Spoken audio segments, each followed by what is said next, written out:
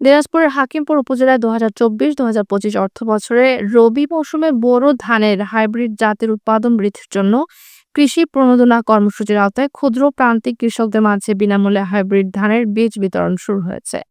বুধবার ১১ ডিসেম্বর বিকেলে উপজেলা কৃষি সম্প্রসারণ অধিদপ্তরের আয়োজনে বীজ বিতরণ অনুষ্ঠানের উদ্বোধন করা হয়। উপজেলা কৃষি অফিস চত্বরে অনুষ্ঠিত উদ্বোধনী অনুষ্ঠানে উপস্থিত ছিলেন উপজেলা নির্বাহী কর্মকর্তা অমিত রায়, উপজেলা কৃষি কর্মকর্তা মোসাম্মদ আরজিনা বেগম, কৃষি সম্প্রসারণ অফিসার মেজবাহুর রহমান, প্রেস ক্লাবের সভাপতি মোহাম্মদ জাহিদুল ইসলাম প্রমুখ।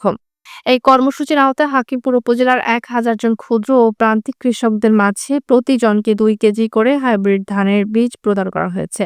সরকারের এই উদ্যোগের মাধ্যমে কৃষকদের উৎপাদন ক্ষমতা বাড়ানোর পাশাপাশি দেশের খাদ্য উৎপাদনে গুরুত্বপূর্ণ অবদান রাখা সম্ভব হবে। এই অনুষ্ঠানে প্রায় ১,০০০ কৃষক উপস্থিত ছিলেন এবং তারা সরকারের এই উদ্যোগকে স্বাগত জানিয়ে তা কৃতজ্ঞতার সঙ্গে গ্রহণ করেন।